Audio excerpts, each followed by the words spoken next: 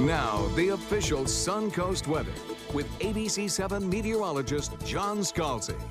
Looking at an air temperature right now that is pretty warm, already exceeding the average for the day. At 79 degrees, we have a dew point value very comfortable, coming in at 56 degrees. That comfortable dew point value, an indication of drier air at the surface. In fact, we have drier air aloft as well, which the sun speaks to. We have wall-to-wall sunshine, only occasionally fettered with some fair weather clouds. Now, later on, I think in the afternoon, we'll have building inland clouds.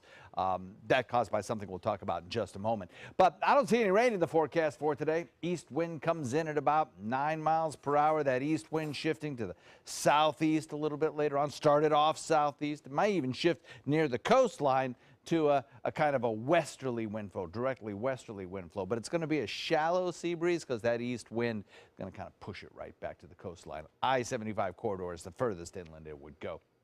77 in Myakka, Wauchula, Arcadia, Northport, Venice coming in at 77.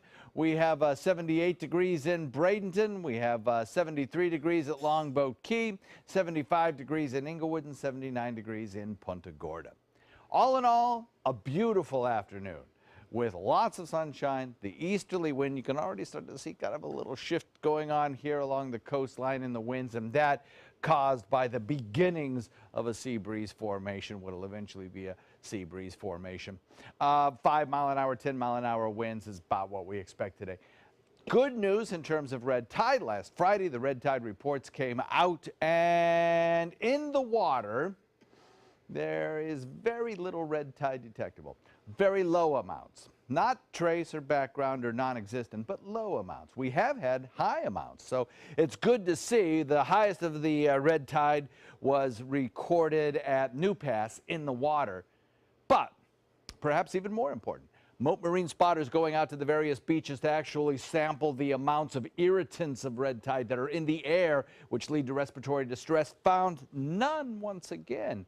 Half of last week, they found none. Today, again, no red tide irritants in the air at any of the beaches sampled on the day and time that they sampled them. So we love to see that. Winds offshore right now may shift a little bit onshore with a sea breeze, but don't expect it to be too strong. Radar quiet across the entire state. We have a few showers out in the Atlantic, a little bit of cloud cover out there. Not a big deal. That is not going to be an issue for us.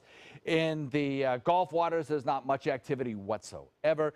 But back to the west, we've got some shower activity and some thunderstorm activity that is gradually drifting closer and closer to Kentucky and Tennessee. That area of disturbed weather could lead to severe weather down the road. And by severe weather, I mean large hail, gusty winds, big thunderstorms. So there could be airport delays. Memphis, Nashville could see some airport delays, maybe eventually a thunderstorm or two near the Atlanta airport as well, later tonight into tomorrow. So if you're traveling to that area, just keep in mind that that could be the issue.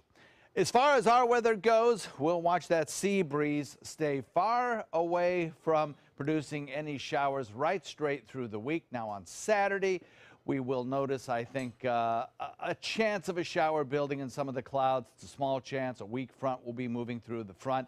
At this time of year, they hardly have a chance of bringing much cooler air. So we're not going to see a big cool down from that front, but maybe a chance at a shower. Nighttime lows will be gradually increasing because humidity will be rising as well through the week.